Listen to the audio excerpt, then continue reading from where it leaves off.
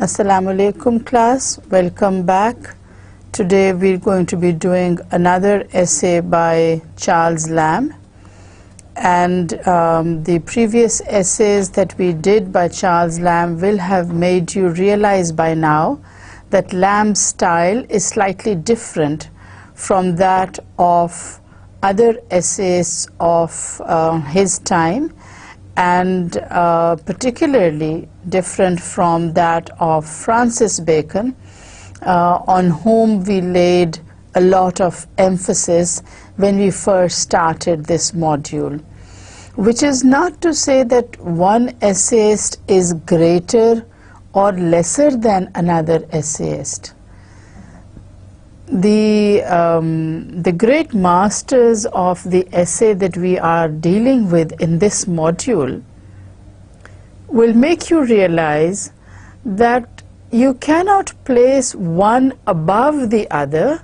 What you can do is place them side by side and see how different they are in style and execution, and if there are similarities, then it is up to you as a discerning reader, as a student of literature, to see where the similarities lie. So the aim of exposing you to different styles of essay writing is to make you realize that there are many different ways of expressing the same thing, but what is different is the manner in which they are expressed. Now I'm explaining this to you in layman's words, in layman's language, so that it is easy for you to understand. Sometimes it's not easy to understand the exact words that have been used by the essayist. And in such cases, it is up to you as the reader to see what the context is like. Now, this essay that is titled The Old and the New Schoolmaster is an example in the kind of essay which doesn't provide all the information in simple words.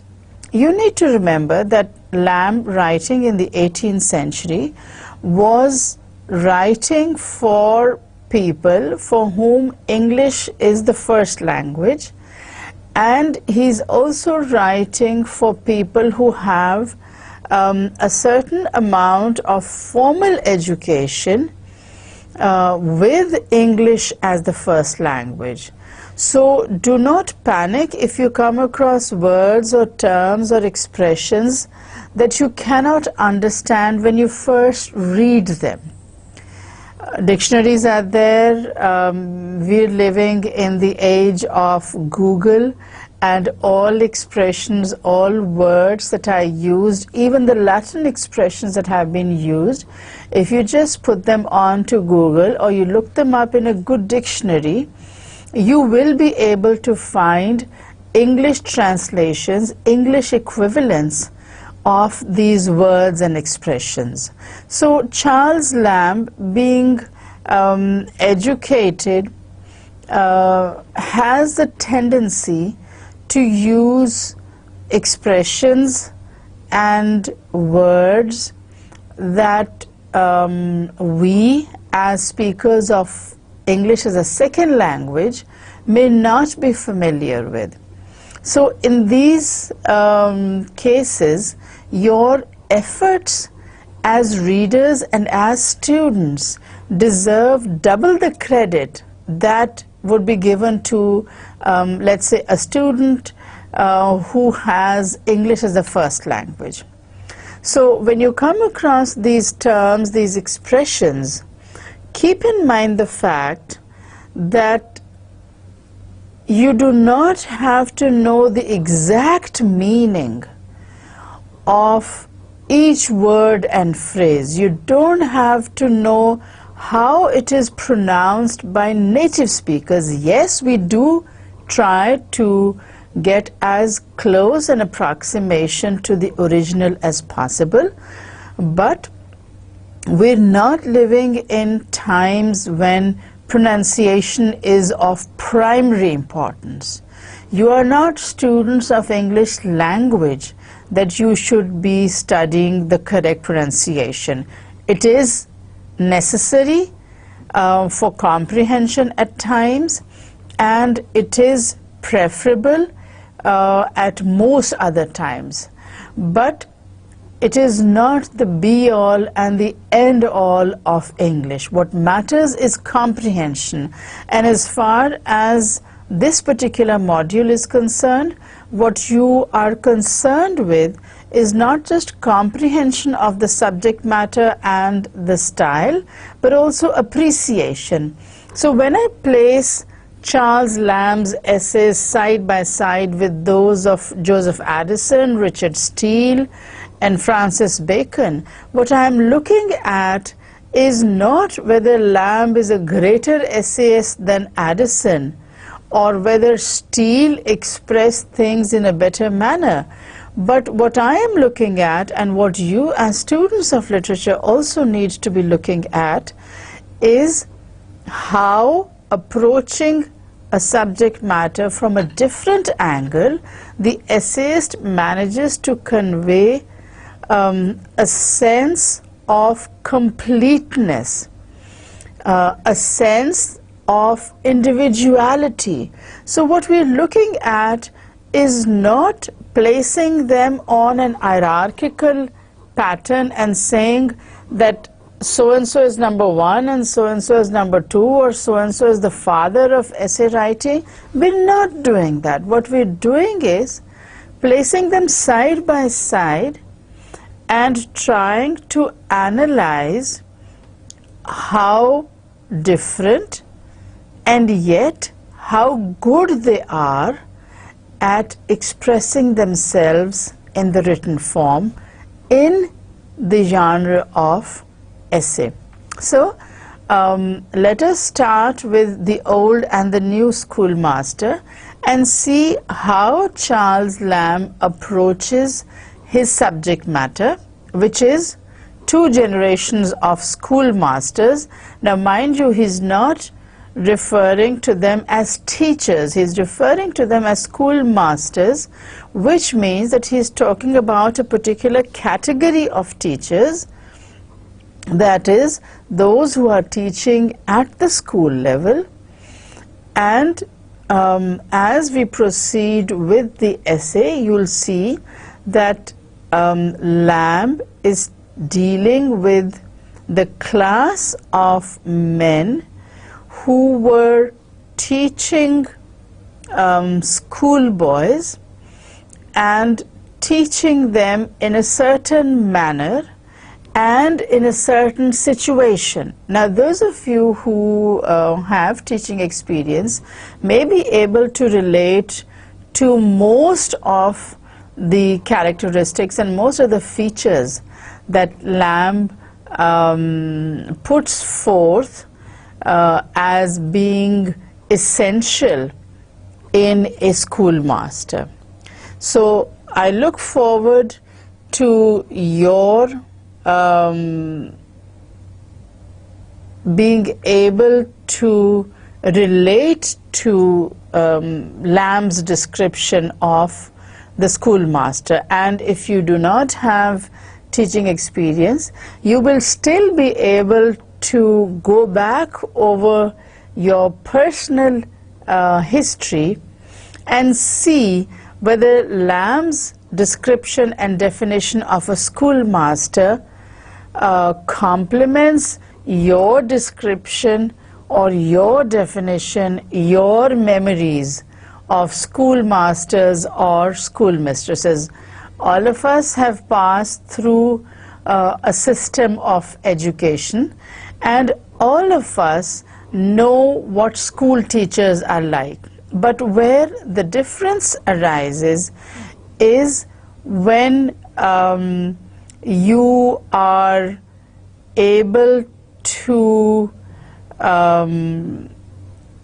not only make a comparison but also to relate these experiences, these descriptions to your own life and to your own setup. So in this sense, Lamb is different from essays like, let's say, Francis Bacon, Joseph Addison and Richard Steele. So let us go into Lamb's essay and see how he introduces the topic and what particular aspects of school teaching or a schoolmaster's life he lays emphasis on. Okay? Now, the essay is titled The Old and the New Schoolmaster.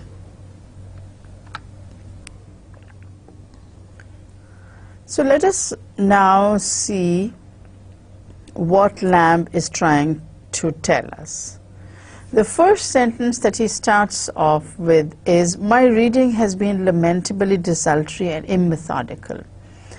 If you remember from what I told you about Charles Lamb's life, he did go to university, he did have a formal education, but because of personal circumstances, he was not able to devote as much time to his studies as he would have liked to.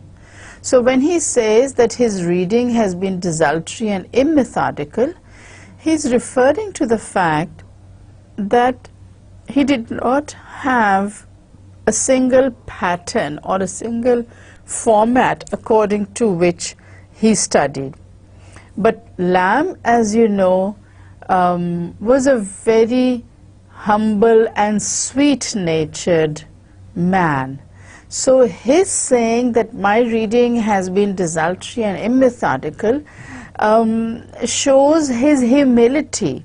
A little later on in this same essay, you'll see that there are countless references to the Latin language and to the fact that Lamb studied Latin as a language. There's no way he could have used phrases and expressions and words and names out of history if he were not thoroughly in command of whatever had been written in the Latin language. And I want you to remember the fact that although Lamb is writing in the 18th century, Latin still forms a very strong influence on English.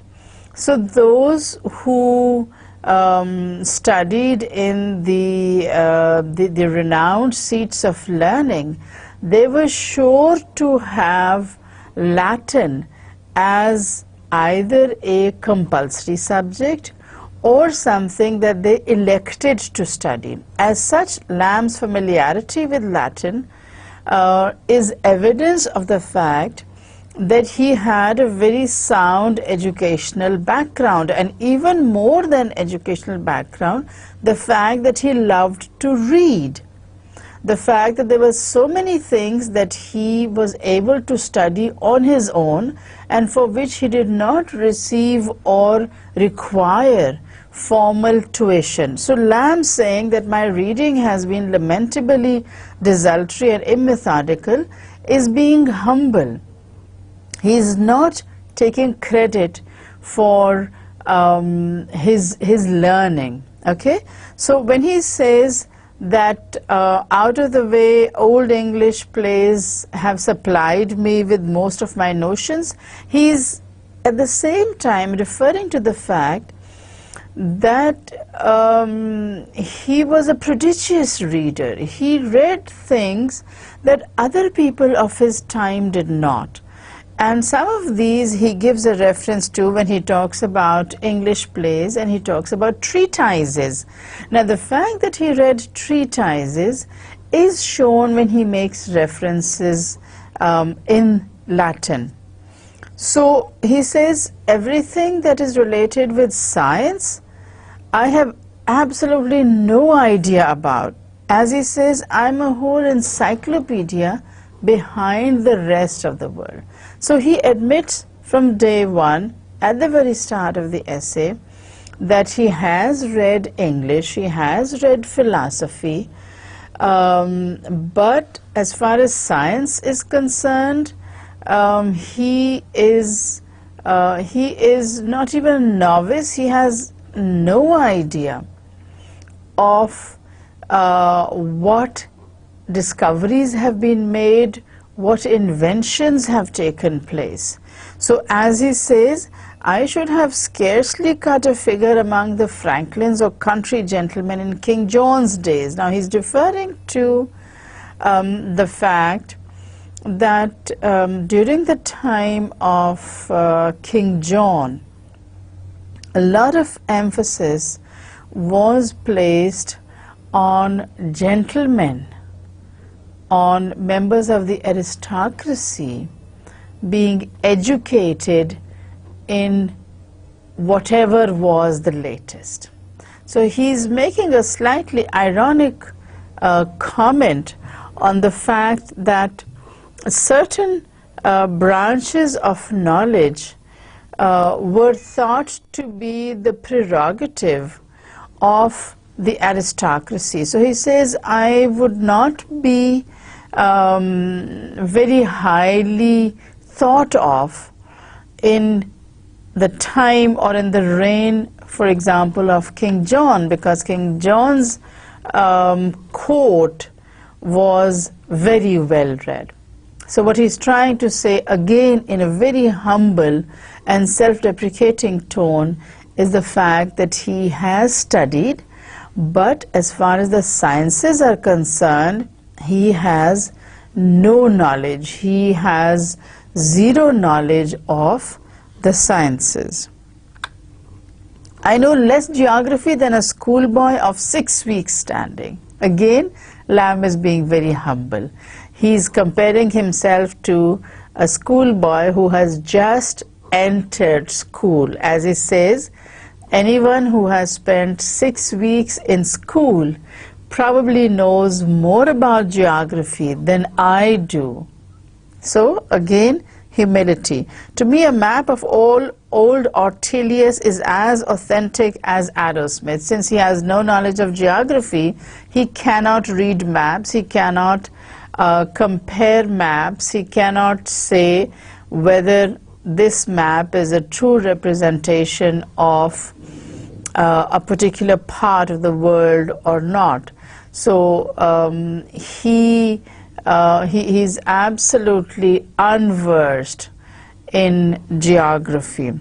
I do not know whereabout Africa merges into Asia. So again, a reference to the fact that he doesn't have any knowledge of geography, whether Ethiopia lies in one or other of those great divisions. So he says, I don't even know whether Ethiopia is in Asia or in Africa, nor can form the remotest conjecture, etc., etc. So what he's trying to say is, in this slide, he's focusing on geography. In the previous slide, he started with the sciences in general, and then he goes on to geography, and he says that I have no idea of geography, I have no idea where Asia lies or where Africa is situated, and whether they merged into two, or whether one country lies in one continent or another. So he has no background of geography. Yet do I hold a correspondence with a very dear friend in the first named of these two terrae incognitae. So he's describing geography and science in general as unexplored or unknown land. For him, geography and the sciences are unknown land, and yet he says that I have a good friend who is very knowledgeable in this field. I have no astronomy, I do not know where to look for the bear, so he doesn't know where the constellations are, what names they are given, and how to locate them. But that does not mean that he doesn't know people who are good at these subjects or who have an expertise in these areas. I guess at Venus only by her brightness. Venus, you know, is supposed to be one of the brightest stars.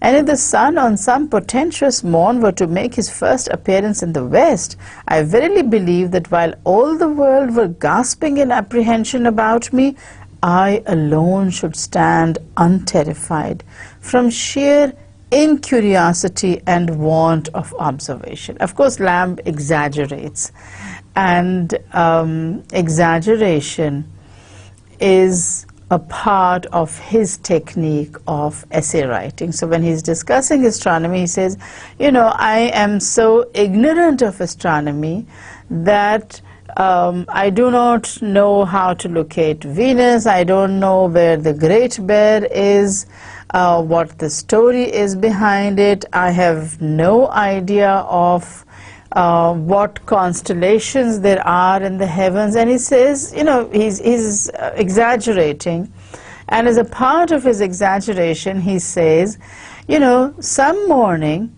if the sun were to rise from the west instead of the east, I would be the only person to whom it would make no difference at all. Now, of course, he's exaggerating, because if the sun rises out of the west, we're definitely going to know, it's definitely going to make a difference to our lives.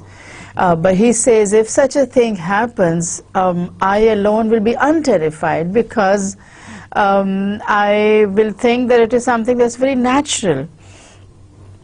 Now, what you people need to remember is the fact that one of the signs, or one of the indications that we have been told of the approach of the Day of Judgment is the fact that the sun, instead of arising from the east, will rise from the west.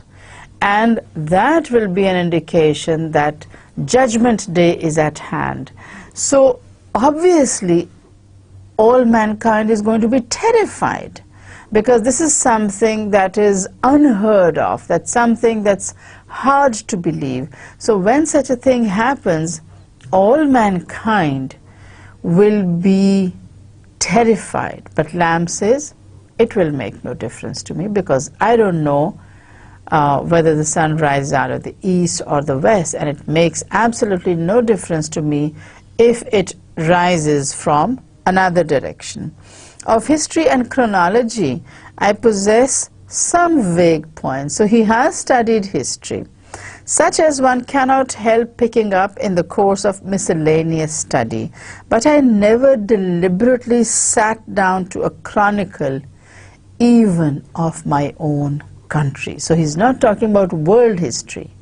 He says, I've never actually studied history, not even British history, yet I do have an idea. And all of you who study literature by now will have an idea of the history of England, because history, geography, political science, everything is combined and comes together in the study of literature. So that when you were doing Francis Bacon, I emphasized the fact that he was living in Elizabethan England, in Jacobean England, and I also pointed out salient features of Bacon's themes and essayistic style to pinpoint the fact that he was living in the 16th and 17th centuries.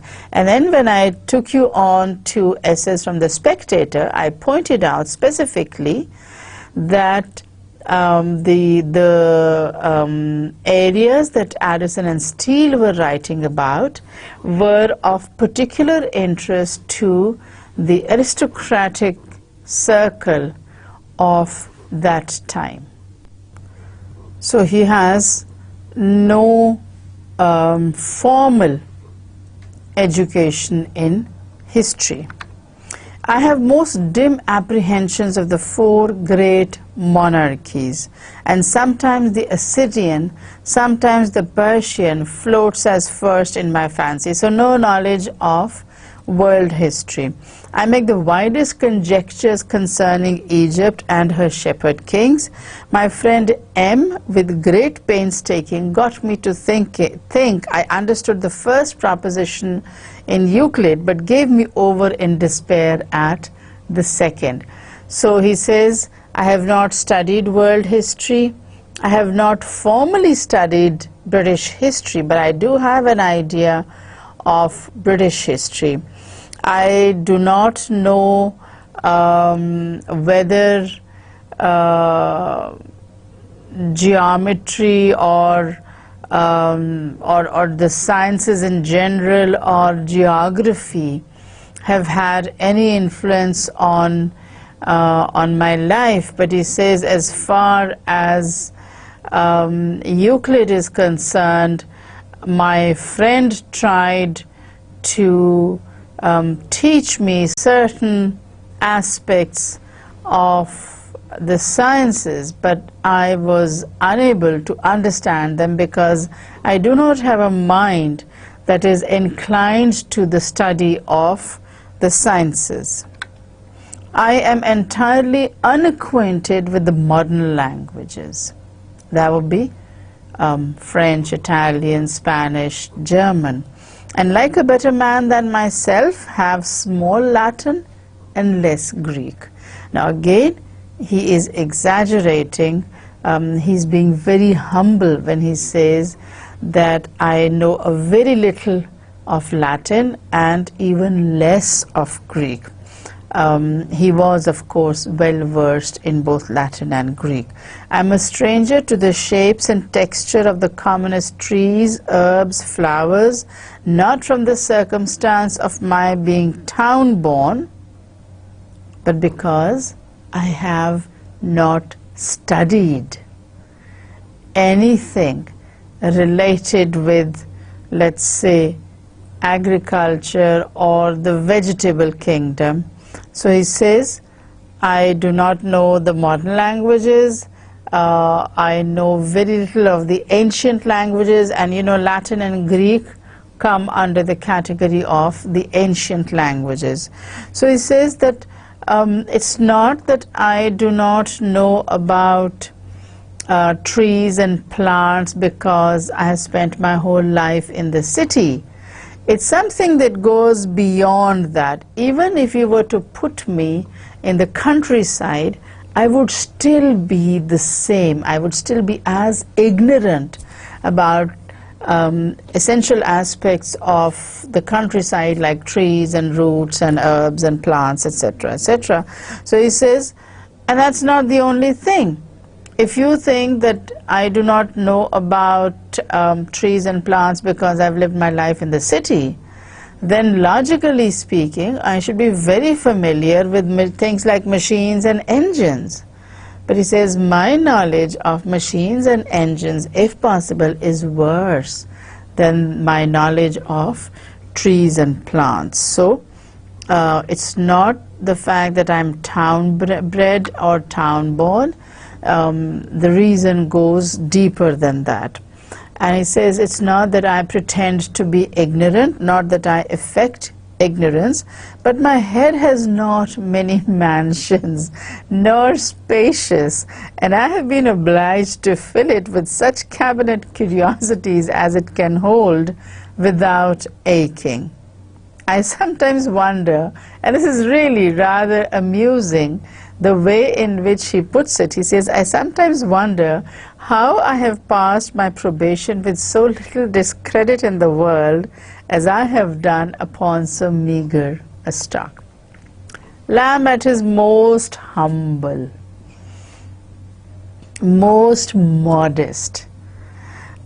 He says, it's not that I pretend to be ignorant, but my head is so small, and the compartments in my head are so tiny that I cannot hold all this knowledge about the sciences. So, very modest, very humble, and a style that is very light and humorous. You see how Lamb laughs at himself. It takes a great man to laugh at himself. It takes a little man to laugh at other people. To laugh at your own self takes a lot of courage, and Lamb had courage in immense stores. So he says, you know, my head is so small and my knowledge is so limited that there are times when I wonder how I got through school and college. I don't have that storehouse of knowledge.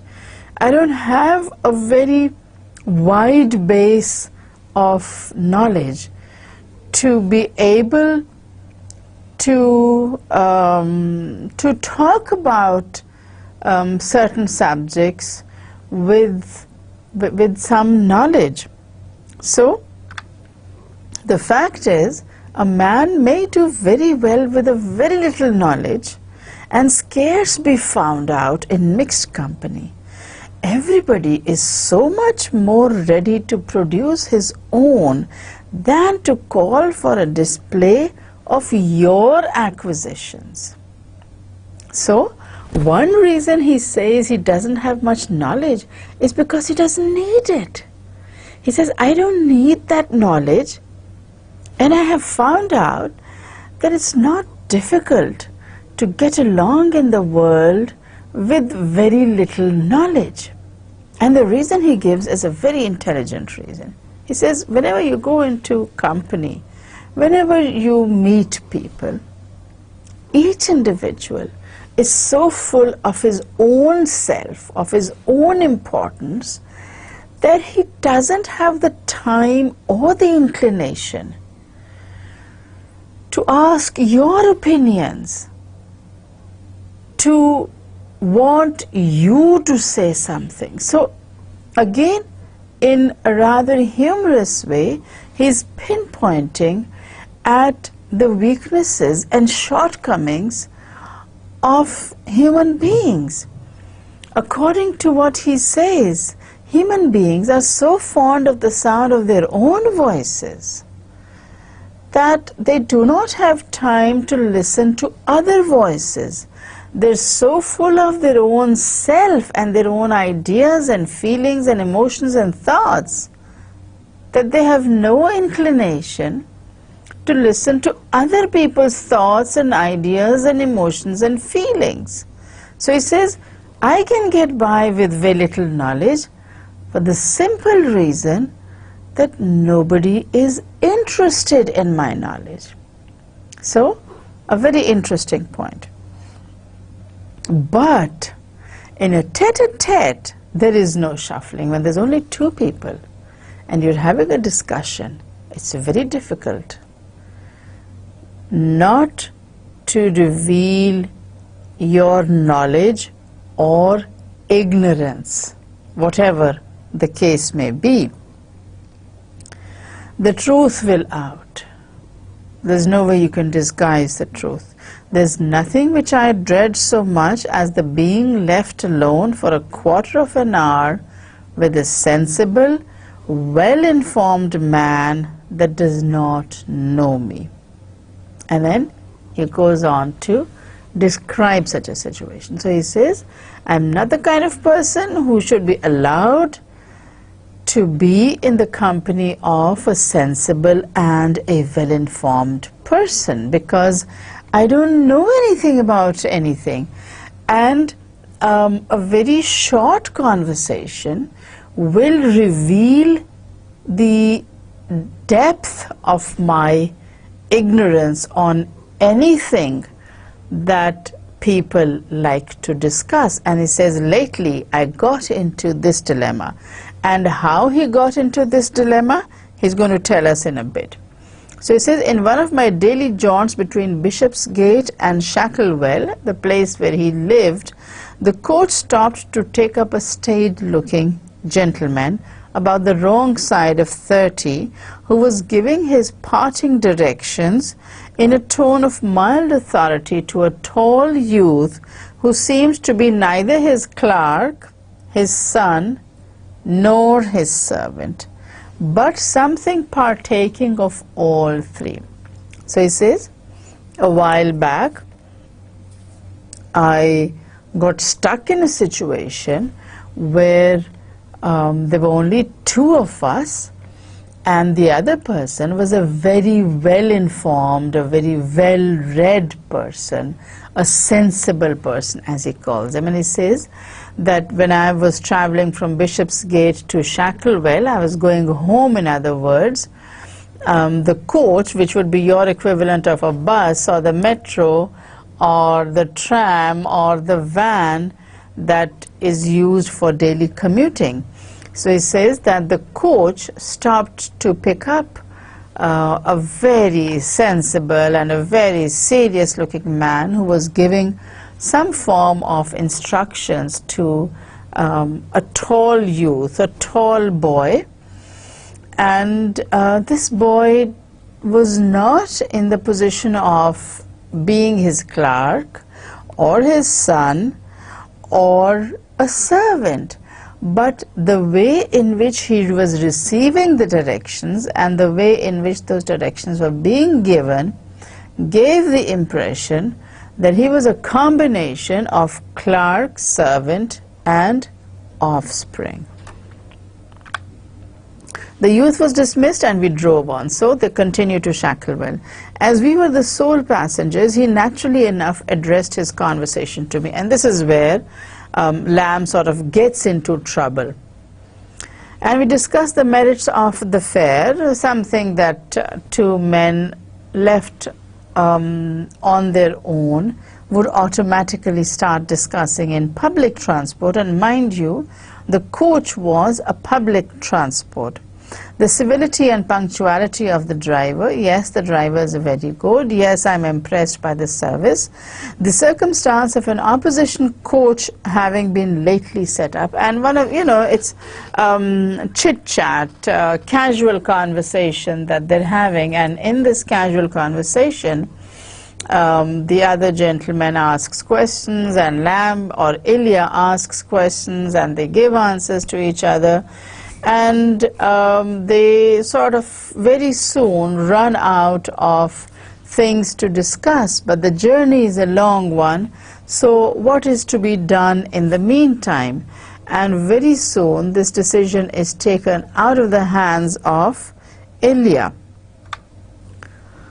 The probabilities of its success, to all which I was enabled to return pretty satisfactory answers, having been drilled into the kind of etiquette by some years' daily practice of riding to and fro in the stage aforesaid. So Lamb or Ilya refers to the fact that he does not have his own transport, that he does not belong to the class of people that would be able to afford his personal coach. So while they are discussing these things, and Lamb says, or Ilya says, that I was able to give satisfactory answers because I had been using the stagecoach for quite a few years. And in those years, I had developed the habit of giving answers to my fellow travelers which would satisfy the fellow travelers' curiosity without getting me into trouble.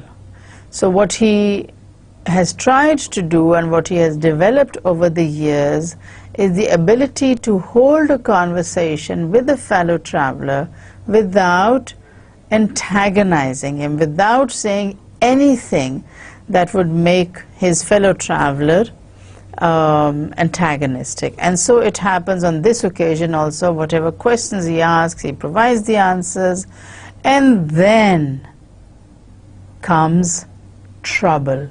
And trouble comes in the form of a question, when he suddenly alarmed me by a startling question whether I had seen the show of prize cattle that morning in Smithfield.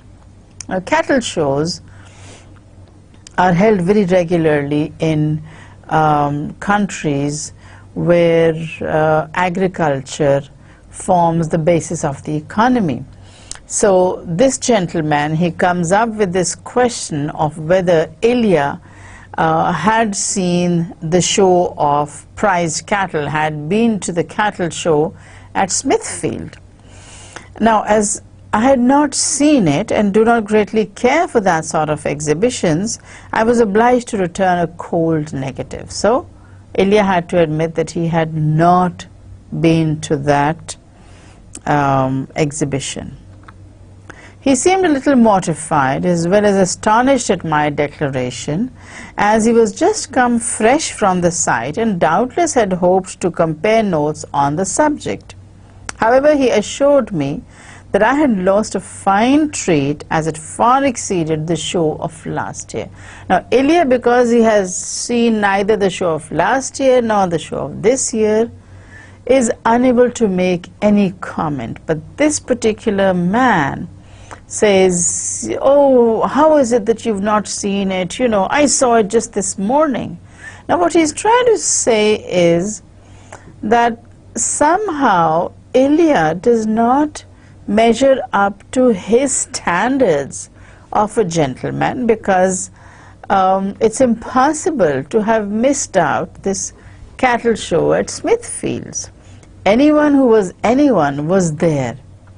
Now, this is again a reference to certain people, not necessarily schoolmasters, who love to sort of bring their listeners down by mentioning certain occasions, certain events which they know the other person has not attended, but which they take to be essential for being considered a gentleman. And that's what this man also does. He says, how is this possible? You know, the show was held this morning, and how is it possible that you did not attend it? So Ilya says that I sort of fell in my fellow travelers' estimation, and the fellow traveler says, "Oh, you must not miss it next year. Next year you have to attend the cattle show." Okay. We were now approaching Norton Falgate when the sight of some sharp goods ticketed freshened him up into a dissertation upon the cheapness of cottons this spring. I was now a little in heart, as the nature of my morning avocations had brought me into some sort of familiarity with the raw material, and I was surprised to find how eloquent I was becoming on the state of the India market, when presently he dashed my incipient vanity to the earth at once by inquiring whether I had ever made any calculation as to the value of the rental of all the retail shops in London. So the one subject on which Ilya does have knowledge and tries to participate in the discussion, he finds out that the gentleman in question is not willing to listen. He asks him about cotton, and when Ilya starts to tell him something about cotton, because that's a subject that he is familiar with, that's a subject that he knows a lot about, at once Ilya's fellow traveler asks him if he has ever tried to calculate the rent of all the retail shops in London. Now, what he's telling us here is that certain people ask you questions, but these are not questions to which you're meant to answer. These are questions which expose the speaker's knowledge of the subject, but these questions are not intended to add to the speaker's knowledge. It's a way of the speaker telling you what he knows. He doesn't want your answers, and that is very clear when Ilya starts to respond to this question of cotton, and he finds out that at once his fellow traveler comes up with another question, and that question is, have you ever tried to calculate the rental value of all the retail shops in London? A totally inconsequential question, and one which can have no sensible, sane answer. Had he asked of me what song the sirens sang, or what name Achilles assumed when he hid himself among women, I might with Sir Thomas Browne have hazarded a wide solution. My companion saw my embarrassment, and the almshouses beyond Shoreditch just coming in view with great good nature and dexterity, shifted his conversation to the subject of public charities. So there's not just one subject that this person is talking about. He hops from one subject to another, from one topic to another, and in doing this, he doesn't take care of his listeners' feelings. So he puts another question to him, and when he asks him about the rental value of all the retail shops in London, Ilya's idea is that if he had been asked a question out of Greek mythology, if he had been asked a question out of literature, he would have been able to answer it.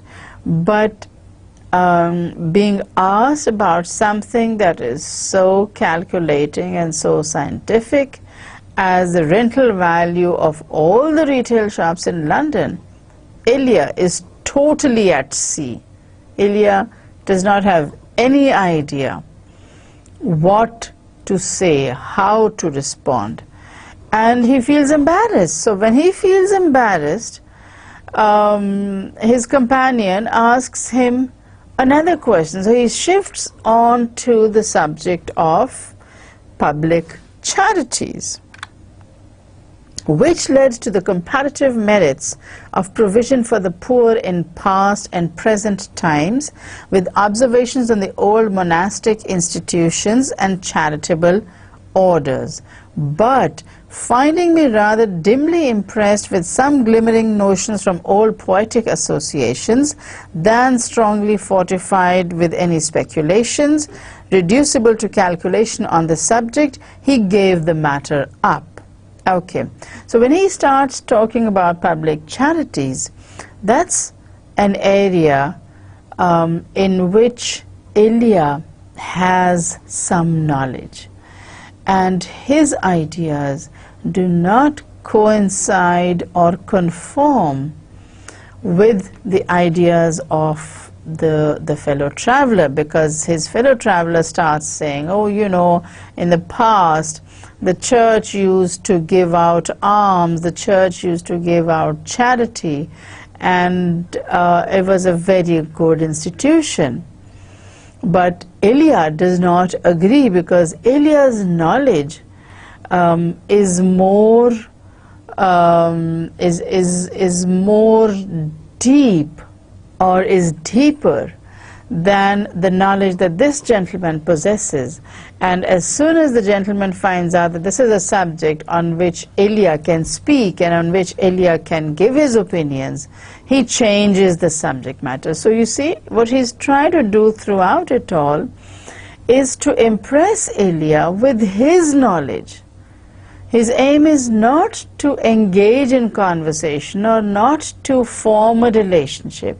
His aim is only to impress Ilya with his knowledge.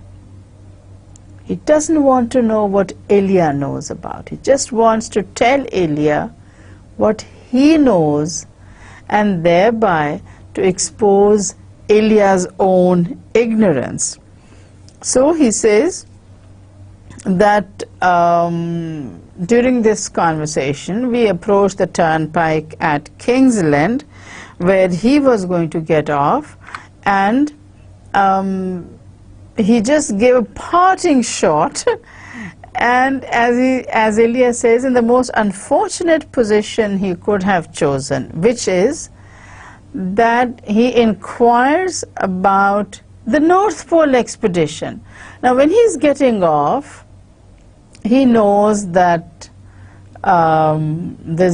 there's something that he has not impressed his companion with. There's something that that is lacking in his impression on Elia. So while he's getting down, he throws out a question which really embarrasses and confuses Elia, and the question is regarding the North Pole expedition. Absolutely nothing to do with the present circumstances, nothing to do with their journey together, or with each one of them in particular. It has absolutely no concern with either of them.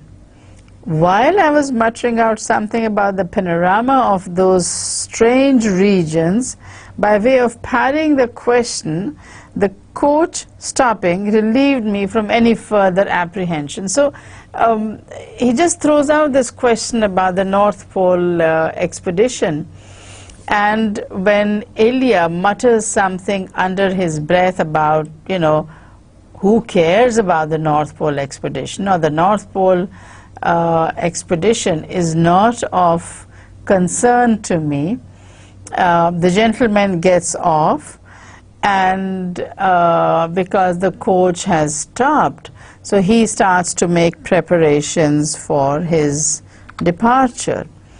My companion getting out left me in the comfortable possession of my ignorance, and I heard him as he went off putting questions to an outside passenger. So it's not that he has something against Elia particularly. It's his manner, it's a habit with him. So when he is getting off, he asks questions of the people who are sitting outside the coach, as Lamb calls them, the outside passengers. Now in doing this, he's giving us an indicator of his position being slightly better financially and socially than those who are sitting without any covering. You know, there were two parts to the coach. There was the part that was covered on all sides and which could be warmed up, and then there was the part that was exposed, and the tickets to this exposed part or outside were obviously cheaper than for the enclosed space. So he says that, you know, this gentleman, when he's getting off, he doesn't stop, and he just puts some questions to the outside passengers. He's in the process of getting off. So the idea is not to gather information. The idea is to impress people with his knowledge. And the information that he gives to them is about an epidemic that had that had killed people, or that had affected people, particularly schools. So it's only at a later stage that Elia realizes that this man was a schoolmaster, and that was why he knew about so many diverse areas. So when he throws this statement out to the outside passengers, he's not waiting to get a response. He's not looking for answers. He just wants to impress them with his own knowledge. The truth now flashed upon me that my companion was a schoolmaster, and that the youth whom he had parted from at our first acquaintance must have been one of the bigger boys or the usher. Now this is a particular category in the English schools. He was evidently a kind-hearted man who did not seem so much desirous of provoking discussion by the questions which he put as of obtaining information at any rate. So what Elia is trying to tell us here is that when he hears him addressing the passengers sitting outside the coach and asking them whether they knew of this epidemic that had broken out, that is when Elia realizes that this man who has been traveling with him and who is now getting off has to be a schoolmaster. Only a schoolmaster would know about so many different things, and this idea leads Elia to think that the person with whom he had been exchanging conversation or saying farewell to when he was picked up by the coach must have been one of the senior students, as he says, the usher. The usher is neither a student nor is he an employee.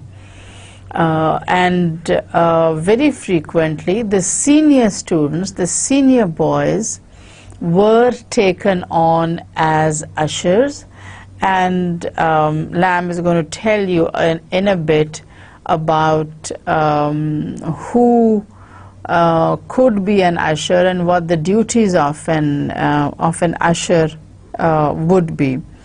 So he also realizes the fact that this man who got off is a schoolmaster, because his questions are not geared towards obtaining answer as they are about obtaining information. So he wants yes-no answers. He doesn't want an answer which involves a long explanation. He wants yes-no answers. He wants information.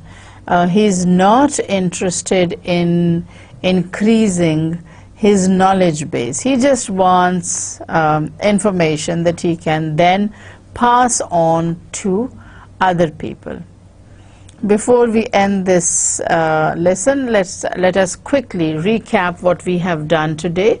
This essay, you know, The Old and the New Schoolmaster, is going to be divided into 2 lectures. So I've dealt with a portion of the essay in this lecture, and the next lecture is going to take up from where we're leaving off. So Lamb, in an attempt to provide humor, starts off the essay by telling us that he doesn't have a very strong knowledge base. He doesn't have much knowledge, and the reason he gives for that is that nobody wants to access that knowledge. Nobody wants to know what I know. The reason is pure and simple. When you are in the company of people, you realize that people are more willing to tell you what they know than to find out what you know. So he says, I've been able to get by just fine with a little knowledge, and you know, generally speaking, in company I don't have a problem because I'm a very good listener.